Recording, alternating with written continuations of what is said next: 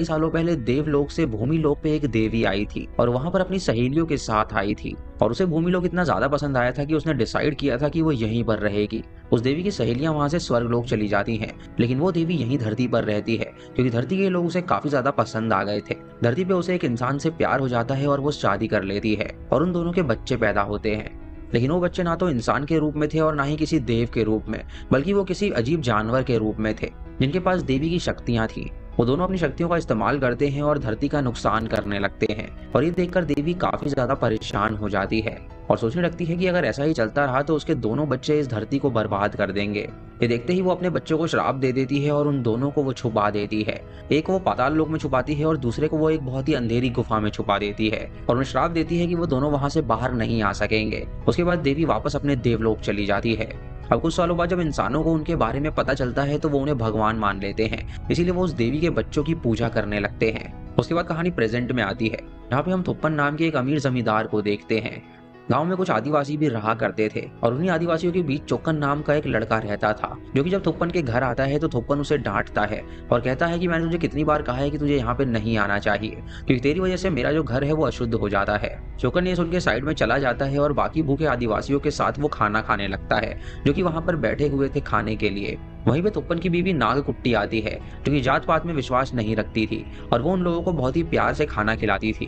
वो चोक्का को भी बहुत ही प्यार से देखती है और वो उसे कहती है कि तू बहुत ही ज्यादा हिम्मत वाला है, क्योंकि तू अकेले जंगल में घूमता रहता है। गांव के सभी लोग जंगल में जाने से बहुत ज्यादा डरते हैं, लेकिन तू अकेला ऐसा बच्चा है जो कि जंगल में बिना डरे घूमता है। दोस्तों, गांव वाले उस जंगल में जाने से इसीलिए डरा करते थे क्योंकि उस देवी का एक पुत्र यानी कि मालचत्तन वहीं पर रहता था और जो कोई भी उस जंगल में जाता था वो वापस नहीं आ पाता था। लेकिन चोक्कन ही ऐसा अकेला था जो कि जंगल में रहा करता था और इसीलिए नागकुट्टी काफी हैरान थी कि वो जंगल में सरवाइव कैसे कर पाता है। चोक्का ये सुन के कहता है कि मैं चत्तन से बिल्कुल नहीं डरता क्योंकि वो उसका दोस्त है। ये सुन के कुट्टी पूछती है कि क्या तूने सच में चत्तन को देखा है, और ये सुन के चोक्का काफी हैरान हो जाता है और इस सवाल का कोई जवाब नहीं देता और वो तुरंत वहां से जंगल की ओर भाग निकलता है। लेकिन जल्दीबाजी में वो अपने आम वहीं पर भूल गया था। जब नागकुट्टी वो आम देखती है तो उसे लालच आता है और वो आम को खा लेती है।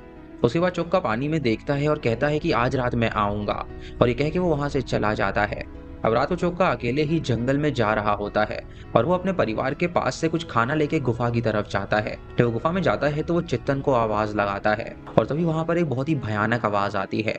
चित्तन वहां पर आता है और चोक्का के हाथ से वो खाना ले लेता है और उसके बाद वो उसे कुछ रत्न उपहार में देता है। दोस्तों, वो जो आदिवासी थे वो चत्तन की ही पूजा किया करते थे और वो लोग इससे डरते भी थे क्योंकि जो कोई भी उसके पास जाता था वो वापस नहीं आता था।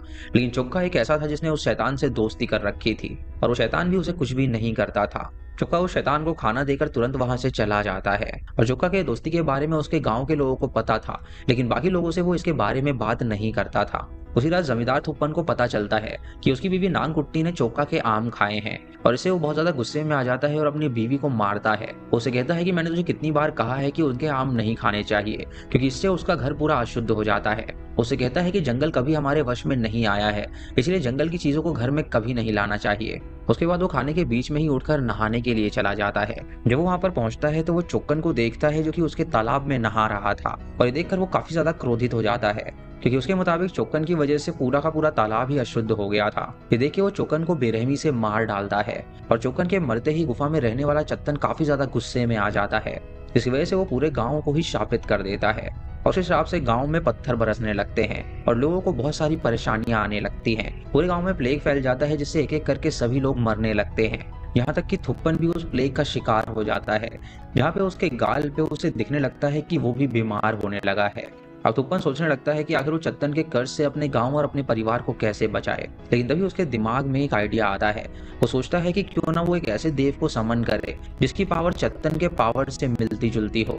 अब चंद्र ग्रहण के टाइम थुप्पन अपना हाथ काट देता है और अंडरग्राउंड में रहने वाले गरी देव को वो उससे जगा देता है और उसके बाद उसकी पूजा शुरू कर देता है, क्योंकि उस देवी का जो दूसरा पुत्र था वो गरी देव था और गरी देव के पास भी समान शक्तियां थी और चत्तन उसका भाई था, यानी वो अपने भाई के कर्ज से उस गाँव को बचा सकता था। अब इसके बाद हमें कुछ सालों बाद की कहानी दिखाई जाती है, जहां हम कुमारी नाम की एक लड़की को देखते हैं जिसके माँ बाप इस दुनिया में नहीं होते हैं और कुमारी और उसका भाई जगन एक साथ रहा करते थे। उसी टाइम पे कुमारी की शादी का रिश्ता आता है और जगन कुमारी को देख के कहता है कि ये शादी तुझे पसंद हो या ना हो, लेकिन तुझे ये शादी करनी ही पड़ेगी। मैंने पहले ही शादी के लिए लड़के के परिवार में इंक्वायरी कर रखी है और ये परिवार काफी अमीर परिवार है, जहाँ पे जाके तेरे को काफी ज्यादा अच्छा लगेगा और तेरी जिंदगी संवर जाएगी। वो कहता है कि यह जमींदार का परिवार है और जमींदार के 2 बेटे हैं। पहले बेटे का नाम अति उत्तम है, जो कि पहले से ही शादीशुदा है और अति उत्तम ही अपने बाबूजी की सारी जिम्मेदारियां संभालता है। उनके दूसरे बेटे का नाम ध्रुवन है और उसी से तेरी शादी होनी है। लेकिन ध्रुवन के बारे में लोग अलग अलग तरह की बातें बनाते हैं, लेकिन तू उनकी बातों में बिल्कुल मत आइयो, क्योंकि ध्रुवन एक बहुत ही अच्छा इंसान है। कुमारी अपने भाई की बात मान लेती है और वो ध्रुवन से शादी कर लेती है।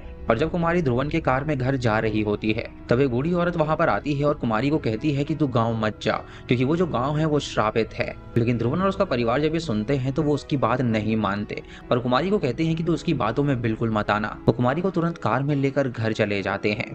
जब जंगल से आदिवासी कुंजम्मा उन्हें देखती है तो वो हैरान हो जाती है और वो तुरंत गुफा के अंदर जाती है और कहती है कि 12 पीढ़ियों से वो लोग सोच रहे थे कि वो दिन कब आएगा, लेकिन वो दिन आने वाला है और उसका अंत नजदीक है। अब वो ये किसके बारे में बोल रही थी, हमें आगे पता चलेगा। उसी गांव में हम एक बाबा जी को देखते हैं जो कि आधी रात को पूजा कर रहे होते हैं और पूजा करके वो बाहर आते हैं तो कुमारी देख लेती है और वो सोचने लगती है कि आखिर रात को वो उस रूम में क्यों जाते हैं। अगले दिन कुमारी घर के आंगन में घूम रही होती है और तब उसे घर और जंगल के बीच एक दीवार नजर आती है और उस दीवार में एक बड़ा सा दरवाजा होता है। जब दरवाजे के पास जाती है तो वो चोका की आत्मा को देखती है, जो कि उसे आम के फल दिखाता है और उसे अपने पास बुलाता है। कुमारी उसे इंसान समझती है और वहां पर जाने वाली होती है, लेकिन तभी उसकी भाभी वहां पर आ जाती है और उसे रोक लेती है और कहती है कि आखिर तुम कहाँ जा रही हो। कुमारी कहती है कि वहां पर एक बच्चा था जो कि उसे बुला रहा था। तो उसकी भाभी कहती है कि उन्हें जंगल में जाना मना है, इसलिए चाहे कुछ भी हो जाए उसे जंगल के अंदर नहीं जाना, क्योंकि हमारे परिवार से जो कोई भी जंगल में जाता है वो कभी वापस नहीं आता। वो ये भी बताती है कि दरअसल 12 पीढ़ी पहले हमारे परिवार में से किसी ने एक बच्चे को मार दिया था और तब से ही हमारे गांव पे विपदा आ गई थी। लेकिन फिर गरी देव की पूजा करने से उनके परिवार पे कोई भी आंच नहीं आई है और ये गांव भी अब सुरक्षित है, क्योंकि गरी देव ही हमारी रक्षा कर रहे हैं और जिससे हमारी रक्षा कर रहे हैं वो चत्तन देव हैं, जो कि बहुत ही क्रोधित हैं और वो जंगलों में रहते हैं। इसीलिए हमारे लोग कभी भी जंगल में नहीं जाते, क्योंकि जो कोई भी जंगल में जाता है चत्तन उसे नहीं छोड़ते। कुमारी को ये सुन के काफी ज्यादा अजीब लगता है और उसे लगता है कि शायद ये कोई कथा या कहानी है, लेकिन उसे ये नहीं पता था कि दरअसल वो सच्चाई है। रात को कुमारी जब सो रही होती है तो उसे सपने में एक औरत नजर आती है जिसने हाथ में एक बच्चा लिया था और उसके हाथ खून से लथपथ थे। ये सपना देखकर कुमारी डर जाती है और तुरंत जाग जाती है। और ध्रुवन जब ये देखता है तो वो उससे पूछता है कि आखिर उसे क्या हुआ, तो वो बताती है कि उसे बहुत ही बुरा सपना आया था। ये सुन के ध्रुवन उसे एक लोहे की चीज देता है और उसे कहता है कि वो उसे अपने एक हाथ में रख के सोया करे, जिससे कि उसे बुरे सपने नहीं आएंगे। अगली सुबह कुमारी अपने पति ध्रुवन को छोटे बच्चों के साथ खेलता हुआ देखती है और उसे लगता है कि वो काफी अच्छे मिजाज का है, लेकिन गांव के लोग उसे नहीं समझ पाते और उसे पागल कहते हैं। दरअसल ध्रुवन की घर में भी कोई इज्जत नहीं थी और घर वाले भी उसे पागल की तरह ही देखते थे। ये देख के परेशान कुमारी ध्रुवन से कहती है कि तुम्हें कोई भी इज्जत नहीं देता, लेकिन मेरे लिए तुम सब कुछ हो। तो ध्रुवन कहता है कि मुझे इन सब से कुछ फर्क नहीं पड़ता, बचपन से ही सब अति उत्तम को इस घर का वारिस मानते हैं, इसीलिए मैं ज्यादा किसी से बात नहीं करता और मैं खुद से ही बात करता हूँ। और यही देखकर घर वाले और बाहर के लोग मुझे पागल कहते हैं। कुमारी जब ध्रुवन की बातें सुनती है तो उसे उस पर दया आने लगती है और वो उसके साथ काफी फ्रेंडली रहने लगती है। अब कुछ दिनों बाद कुमारी को फिर से चोक्का का भूत नजर आता है, जो कि उसे आम दिखाकर जंगल में आने के लिए कहता है और इस बार कुमारी जंगल में उसके पीछे चली जाती है। तभी उसके सामने कुंजम्मा आ जाती है, जो कि कुमारी को देख के कहती है कि तेरे गर्भ में एक बच्चा है, लेकिन उस बच्चे की जान खतरे में है। वो कहती है कि तेरे ही परिवार के लोग इस बच्चे को मारने की कोशिश करेंगे और इस बच्चे पे बहुत ही बड़ी आपदा आने वाली है और सिर्फ एक चत्तन देव ही है जो कि इस बच्चे की रक्षा कर सकते हैं। जब भी तुझे ऐसा लगे कि ये लोग बच्चे को मारने की कोशिश कर रहे हैं तो तू भागकर जंगल में आ जाइयो और मैं तुझे चत्तन के पास ले जाऊंगी, जिससे कि चत्तन तेरी वहां पर रक्षा कर सकेगा। अभी सुनकर कुमारी तुरंत डर जाती है और वापस अपने घर आ जाती है। तभी कुमारी के प्रेग्नेंट होने वाली बात उसके घर को पता चल जाती है, जिससे कि ध्रुवा का पिता ध्रुवा को कहता है कि अब उसकी इज्जत बढ़ने वाली है, क्योंकि उसके बड़े भाई को कोई संतान नहीं है और उसकी संतान होने वाली है। तो ध्रुवान के बड़े भाई की इज्जत गांव में कम होने लगती है और उसका संबंध गांव की एक औरत से होता है, जो कि उससे कहती है कि गांव में तेरी इज्जत कम हो रही है, क्योंकि इसका रीजन ये है कि तेरा भाई गरी देव की पूजा कर रहा है और अगर तू अपने भाई से आगे बढ़ना चाहता है तो तू जंगल वाले शैतान की पूजा कर, क्योंकि चत्तन की जो पावर है वो बहुत ही ज्यादा है। इधर कुमारी को उसकी भाभी कहती है कि ऐसा नहीं है कि मैं बच्चा पैदा नहीं कर सकती, बल्कि सच तो ये है कि मैं बच्चा पैदा करना नहीं चाहती, क्योंकि 12 पीढ़ी पहले थुप्पन ने चोक्का को मार दिया था और तब से ही उन्हें श्राप मिल गया था। इसीलिए उसके परिवार ने गरी देव की पूजा करना स्टार्ट कर दिया था। लेकिन गरीदेव ऐसे ही नहीं माना था उसकी हेल्प करने के लिए। गरीदेव ने उससे उसके बेटे की बलि मांगी थी, इसलिए थुप्पन ने अपने ही बेटे की बलि चढ़ा दी थी और उसके बाद से ही गरीदेव उन्हें और उनके गांव वालों को प्रोटेक्ट करते आए हैं। लेकिन थुप्पन की बीवी को जब ये पता चला कि उसका बेटा नहीं रहा तो उसने खुद को ही जान से मार डाला। तो गरीदेव इतना लालची है कि उसे दूसरी बलि चाहिए और वो ये बात जानती थी कि अगर वो बच्चा पैदा करेगी तो गरीदेव उसकी बलि मांगेगा, इसीलिए उसने बच्चा पैदा ही नहीं किया। लेकिन अब उसके कोख में बच्चा है तो गरीदेव उसकी बलि मांगेगा और सब मिलकर तुम्हारे बच्चे का बलिदान देंगे ताकि उनके घर में और गांव में शांति बनी रहे, क्योंकि चेतन के श्राप से सिर्फ गरीदेव ही उन्हें बचा सकता है। वो ये भी बताती है कि 12 पीढ़ी से थुप्पन अब भी जिंदा है और वो उसके श्राप की पीड़ा सह रहा है। उसे तुरंत थुप्पन के पास ले जाती है और उसे दिखाती है जहाँ पे थुप्पन का मांस पूरा गल चुका था लेकिन अब भी वो जिंदा था। अब रात को कुमारी उस पूजा करने वाले रूम में जाती है और वहां पर वो गरीदेव की आकृति को देखती है, जिसे देखकर वो समझ जाती है कि ये भी एक शैतान ही है। इसीलिए वो जंगल में चली जाती है और वो कुंजम्मा की मदद लेती है। कुंजम्मा तुरंत उसे चत्तन की गुफा में ले जाती है और चत्तन कुमारी को देखकर समझ जाता है कि उसके गर्भ में बच्चा है और वो कुमारी को कुछ भी नहीं करता है। और उसके बाद वो उसे एक पुतला भी देता है और वो उससे कहती है कि ये उसे अपने घर के आंगन में जाके रख दे, जिससे कि जो गरीदेव की प्रोटेक्शन है वो खत्म हो जाएगी। कुमारी उसके कहने पर ऐसा ही करती है, जिसकी वजह से जो गरीदेव की प्रोटेक्शन होती है वो टूट जाती है और चत्तन का श्राप फिर से गाँव को लग जाता है, जिसकी वजह से वहाँ पे जीव जंतु और लोग मरने लगते हैं। इसे सभी गांव वाले डर जाते हैं और वो मदद लेने के लिए तुरंत जमींदार के पास आते हैं। जब जमींदार इसे सुनकर समझ जाता है कि ये जरूर चत्तन का ही काम है, इसीलिए उसे रोकने के लिए कोई ना कोई कदम उठाना होगा।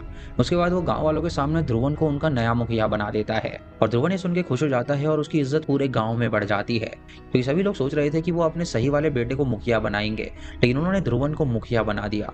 अब ध्रुवन का बड़ा भाई इससे बहुत ज्यादा गुस्सा हो जाता है, इसीलिए वो अपनी लवर लेडी के पास जाता है और वो लेडी उससे कहती है कि वो जंगल में चला जाए, जहाँ पर वो जाकर चत्तन से मदद मांगे। अब उसकी बात मानकर वो उस गुफा में जाता है जहाँ पे चत्तन रहता था, लेकिन चत्तन उसकी एक नहीं सुनता और उसे देखते ही वो उसे जान से मार डालता है, जिससे कि ध्रुवन के बड़े भाई की वहीं पर मौत हो जाती है।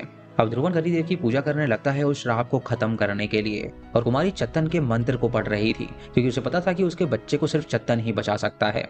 उसके मंत्र पढ़ने का प्रभाव इतना ज्यादा होता है कि जंगल की गुफा से एक सांप निकलता है जो कि वहां पूजा वाले स्थान पे पहुंच जाता है और तुरंत जमींदार को काट खाता है, जैसे कि जमींदार की वहीं पर मौत हो जाती है। अब अगले दिन ध्रुवन अपने परिवार में हुई 2 मौतों का शोक मनाता है, जहाँ पर वो उनका अंतिम संस्कार करता है और सोचने लगता है कि आखिर इतने सालों बाद उसका कर्ज वापस कैसे आ गया, यानी कोई ना कोई जरूर है जो कि उस कर्ज को लेकर आया है। उसे एक गाँव वाले पे शक होता है तो वो उसे पकड़ के बहुत पीटता है, लेकिन वो गाँव वाला कहता है कि इसमें उसका कोई लेना देना नहीं है, हो सकता है कि ये काम आदिवासियों ने किया हो क्योंकि वही जंगल में रहते हैं और वो चत्तन की पूजा करते हैं। रात को ध्रुवन थुप्पन के पास जाता है और उसे कहता है कि वो चत्तन को अब जान से मार के रहेगा, लेकिन चत्तन उसे कहता है कि उसे मारना इतना आसान नहीं है। लेकिन ध्रुवन उसकी एक भी बात नहीं सुनता और अगले दिन वो अपने साथियों को लेकर आदिवासियों पे अटैक कर देता है। वो उनकी लीडर कुंजम्मा को पकड़ लेता है और उसे पूछने लगता है कि आखिर उसके गांव में ये क्यों हो रहा है, लेकिन कुंजम्मा उसे कोई भी बात बताने को तैयार नहीं होती। जब वो उसे पीटता है तो वो उसे सच बताने लगती है और कहती है कि चत्तन बहुत जल्दी जंगल से निकल के उसके यहाँ पर आएगा और सबसे पहले वो उसे ही मौत के घाट उतारेगा। वो ये भी कहती है कि उसकी खुद की बीवी कुमारी चत्तन की पूजा करती है, जिससे कि गांव में गरीदेव का बांध टूट गया और वो जो श्राप था वो वापस आ गया। ये सुन के ध्रुवन को बहुत ज्यादा गुस्सा आता है और तभी चत्तन देव बहुत ही गुस्से में चिल्लाते हैं, जिससे कि गांव वाले सुन के डर जाते हैं और वहां से भाग निकलते हैं। जब ध्रुवन गुस्से में अपने घर पहुंचता है तो अपनी वाइफ का गला दबा देता है और कुमारी उससे कहती है कि वो किसी भी हाल में अपने बच्चे की बलि नहीं चढ़ाने वाली, लेकिन ध्रुवन कहता है कि अगर उनके परिवार को बचाना है तो उसके बच्चे की बलि उसे चढ़ानी ही पड़ेगी। वो कुमारी को उसी रूम में बंद कर देता है और कहता है कि तू यहाँ से बाहर नहीं जा सकती। और कुछ दिन बाद कुमारी से मिलने के लिए उसका भाई आता है और कुमारी जब उससे मिलती है तो वो उसे सारी बात बताती है कि कैसे ध्रुवन ने उसे एक कमरे में कैद करके रखा है। इससे उसके भाई को गुस्सा आता है और वो ध्रुवन के पास जाता है उससे पूछने के लिए, लेकिन ध्रुवन इतना ज्यादा घमंडी हो गया था कि वो उसके भाई को ही जान से मार डालता है। अब रात को कुमारी थुप्पन के पास जाती है, जहाँ थुप्पन कहता है कि उसे लोगों में भेदभाव नहीं करना चाहिए था और उसने उस बच्चे को मार के बहुत बड़ी गलती करी, क्योंकि उसके बाद से ही ये कर्ज उनके परिवार पे आया। थुप्पन उसे ये भी बताता है कि जो भी उसे सपने आते हैं उस बच्चे के, वो उसकी वाइफ नंगा कुट्टी की आत्मा उसे दिखाती है, क्योंकि उसकी आत्मा भी अभी तक आजाद नहीं हो पाई है। कुमारी उससे पूछती है कि आखिर वो अपने बच्चे को कैसे बचाए, तो थुप्पन उसे बताता है कि उसे देवी माँ की मूर्ति को बाहर निकालना पड़ेगा, क्योंकि वो दोनों जो बच्चे हैं वो देवी माँ के ही हैं और देवी माँ उनसे ज्यादा शक्तिशाली है और वही उसके बच्चे को अब बचा सकती हैं। और कुछ दिन बाद कुमारी अपने बच्चे को जन्म देती है और बच्चे को लेकर तुरंत जंगल की ओर भागने लगती है, लेकिन वो पकड़ी जाती है। ध्रुवन तुरंत उस बच्चे को उस मंदिर में ले जाता है, जहाँ पर वो एक सुरंग का दरवाजा खोलता है और उसके अंदर अपना खून गिराता है, जिससे कि गरीदेव जो अंदर मौजूद होता है वो उठ जाता है और वो तुरंत बाहर आ जाता है। ध्रुवन उसके आगे अपने बेटे को रख देता है ताकि वो उसकी बलि चढ़ा सके, लेकिन तभी वहां पर चत्तन आ जाता है जो कि पेड़ से ये सब देख रहा था और चत्तन देव गरीदेव को रोकने की कोशिश करने लगते हैं और उन दोनों के बीच बहुत ही भयंकर लड़ाई होने लगती है। वो दोनों लड़ते हुए उसी बेसमेंट में गिर जाते हैं जिसके अंदर से घड़ीदेव बाहर आया था। ध्रुवन जब ये देखता है कि घड़ीदेव हार रहे हैं तो तुरंत अपने बेटे की बलि चढ़ाने के लिए जाता है, लेकिन तभी कुमारी एक चाकू से उसे स्टैब कर देती है जिससे उसकी मौत हो जाती है। तभी सुरंग से चत्तन बाहर आ जाता है और उसके हाथ में घड़ीदेव की जीभ होती है, यानी कि उसने घड़ीदेव को मार दिया था और चत्तन विजयी हो गया था। इसी के साथ पूरा गांव श्राप मुक्त हो गया था और सुपन भी श्राप से मुक्त हो गया है, जिसकी वजह से उसकी मौत हो जाती है। अब कुमारी का परिवार वाले मर चुके थे, जिसकी वजह से कुमारी ही वहां पे बची हुई थी, इसीलिए वो खुद ही अब जमींदार बन जाती है और वो भी चत्तन देव की पूजा करने लगती है, जिससे कि वो गांव वालों और आदिवासियों को एक समान देखती है। उसके बाद हमें कुछ दिन बाद की कहानी दिखाई जाती है, जहां उसका बेटा जब चलने के योग्य हो जाता है तो वो जंगल की तरफ जा रहा होता है, जहां पर उसे चोक्का नजर आता है जो कि उसे आम दिखा के जंगल में आने के लिए कहता है। और इसी के साथ ये मूवी यहीं पर खत्म हो जाती है। तो दोस्तों ये थी कुमारी मूवी की कहानी। आपको इसी कहानी कैसी लगी हमें कमेंट सेक्शन में जरूर बताइएगा। अगर आपके मन में कोई सवाल है तो आप हमें कमेंट में पूछ सकते हैं। चैनल पे नए हैं तो इसे सब्सक्राइब करें और बेल आइकॉन दबाएं नोटिफिकेशंस के लिए।